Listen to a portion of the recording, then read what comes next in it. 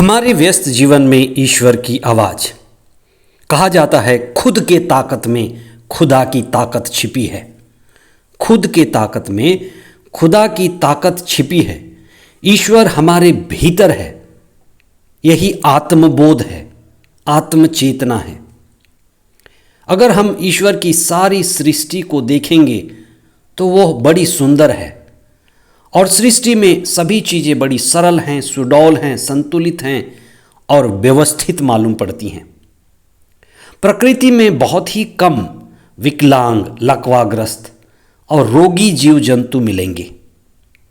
कई बार मनुष्य ही एक ऐसा जीव है जो बड़ी लंबी और गंभीर बीमारी का शिकार होता है और कुछ लंबे समय की बीमारी के बाद कुछ लोगों में ये आदत बन जाती है कि वे खुद को बड़े असहाय बना लेते हैं।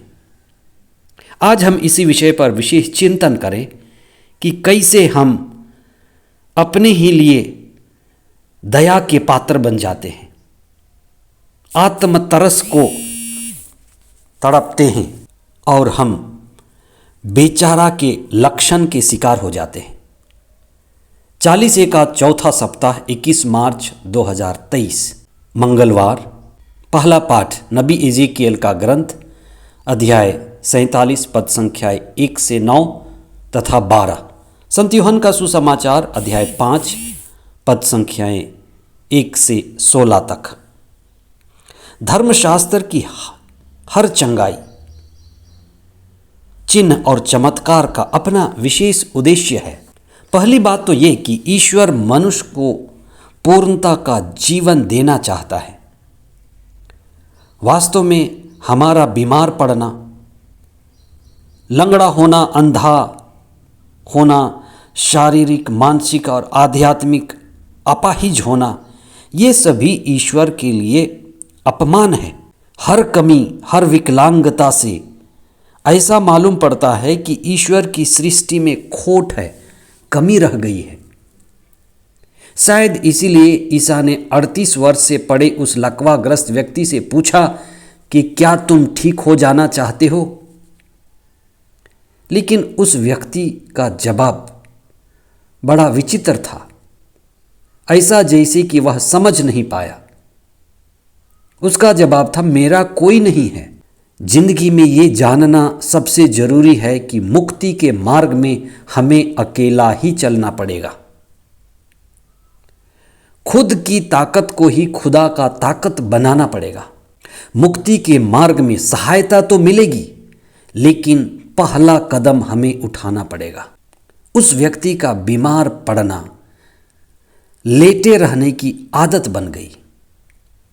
वह दूसरों की सहायता चाहता था और इसी दरमियान उसने अपनी सारी ताकत छोड़ दी, अपनी सारी ताकत गंवा दी। वह स्वयं कभी होश में नहीं आया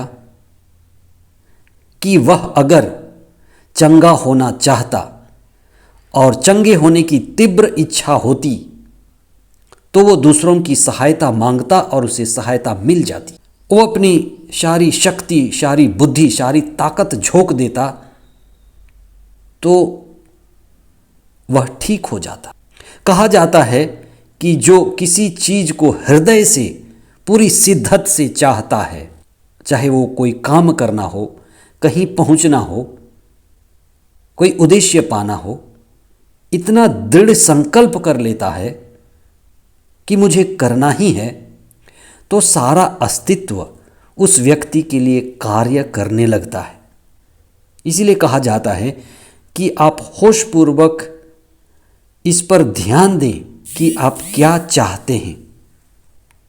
जैसे रोमियों के पत्र अध्याय 8 पद संख्या 28 में प्रभु का दिव्य वचन कहता है कि जो लोग ईश्वर को प्यार करते हैं और जो उनके विधान के अनुसार बुलाए गए हैं, ईश्वर उनके कल्याण के लिए सभी बातों में उनकी सहायता करता है। ईश्वर हमारे कल्याण के लिए सभी बातों में हमारी सहायता करता है। बस हमें अच्छे चाहत की ज़रूरत है, तीव्र इच्छा की ज़रूरत है। सुसमाचार और पहला पाठ दोनों ही ईश्वर को जलकुंड और जीवन के स्रोत, एक उद्गम के रूप में देखते हैं। हम यही प्रार्थना करें कि हम प्रतिदिन प्रभु से जुड़ें। प्रभु से जुड़ना ही हमारे जीवन का उद्देश्य बने। हमारी दिव्यता, हमारा व्यक्ति होना ईश्वर से जुड़ने में ही संभव है। हम प्रभु से जुड़े और हमारे अंदर दिव्यता के फूल खिलेंगे। आमीन।